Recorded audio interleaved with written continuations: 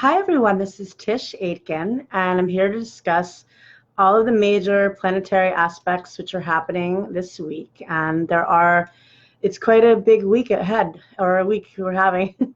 But the thing is that Saturn, which is how we structure our goals, how we act with integrity, how we act with structure, how we plan, how we get things accomplished, has just stationed direct, and it's stationed direct yesterday at 13 degrees and 5 minutes of Capricorn.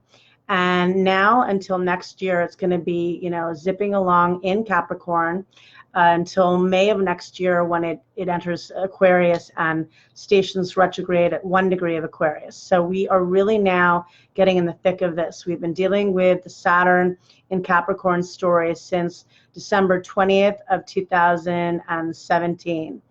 And it's building up because right now Saturn is exactly on the south node of karma, and Saturn happens to be the ruler of karma and responsibility, among other things. So this is really a big cosmic push for all of us to figure out what we need to get in order, what we need to restructure, what we need to pay attention to, and what are the lessons that are coming up for you.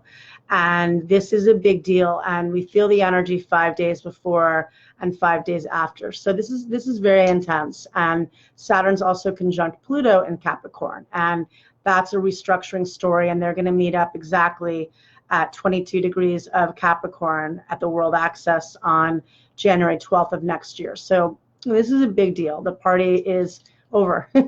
But it's actually a good thing if you want to get things done, if you want to up-level your life. And today we've got Pluto forming a trine to Mars, and that's a very up-leveling and transformative influence. And they both happen to rule the sign of Scorpio, a sign that I'm pretty familiar with. And that's all about facing wounds and facing the darkness in order to heal. And it's really about having courage to deal with these very, big karmic truths. And this is a historical time because we've got Jupiter in its home sign. We've got, which rules Sagittarius. It's the ancient ruler of Pisces and the modern ruler of Sag. We've got Neptune in its home sign, and then they're coming up with that one in a second.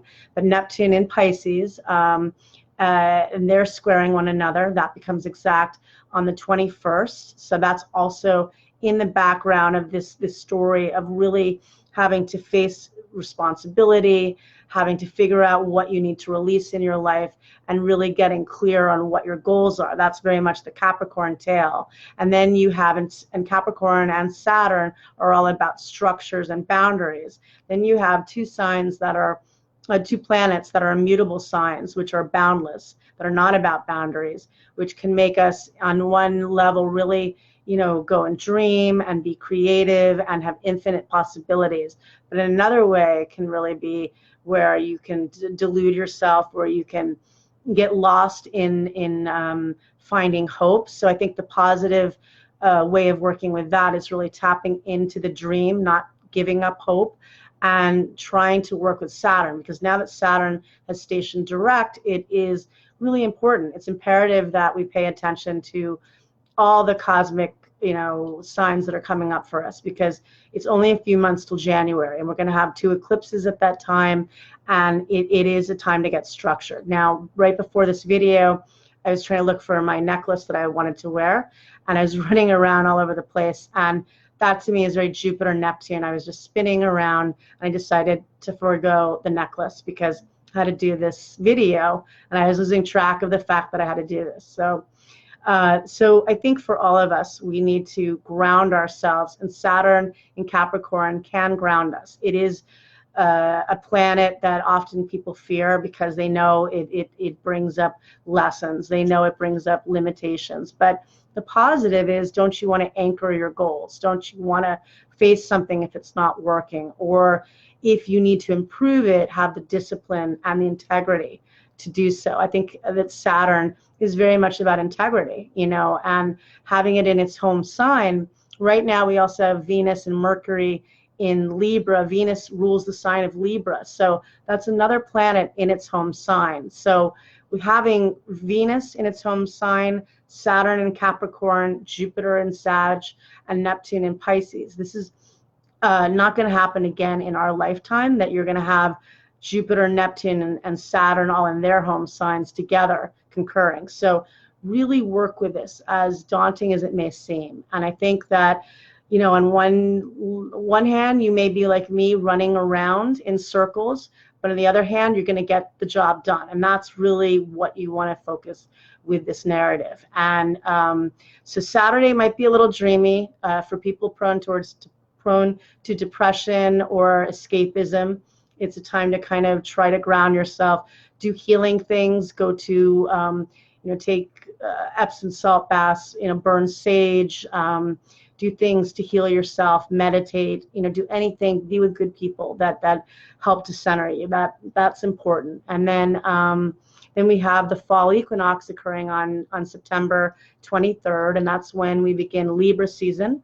The sun enters the world axis at 0 degrees of the cardinal air sign of Libra, and we're going to have the sun, Venus, and Mercury in Libra. So that's very sociable. That's very good for dealing with negotiations, dealing with parties, dealing with networking. Venus in Libra is very charming, so that's a nice placement. And right now it's still traveling with Mercury, which is how we communicate. And Mercury in Libra is also very diplomatic and nice. So it's a big week, you know, and it is a week that you might want to take notes of what is coming up for you. And with the Jupiter-Neptune influence, you could also, because we were dealing with very heavy Neptune energy last week as well, we had that full moon in Pisces, which is ruled by Neptune, and it went void with a conjunction to Neptune in Pisces. And so, and then we also had, you know, Mars and other planets forming a T-square with Jupiter and Neptune, you know, again, exaggerating this Neptunian tail. But I think that dreams will be very important, daydreaming, automatic writing, things that are coming to you in signs, music, anything that gives you messages. Pay attention and ground yourself. Maybe do something to get crystals or something that symbolizes earth or plants or something to ground yourself. And I wish you a lot of luck. Happy fall equinox coming up. And here's to Saturn, because now it's going to be in Capricorn until May of next year, when it stations retrograde at 1 degree of Aquarius. So this is deferring back to January when Saturn was, April 30th, when Saturn stationed retrograde at 20 degrees of Capricorn, and it's going to reach that placement again in December, the late December of this year. So if there were stories you were working with in April of this year, that's going to come up again at the end of this year, again for you to revise that story and to improve and work with it. And there's one other point I wanted to say, but I think it's a big deal. About the Mars-Pluto trine, just being inspired to take risks and to heal yourself, because this can be very positive energy too. So good luck and thank you. Bye-bye.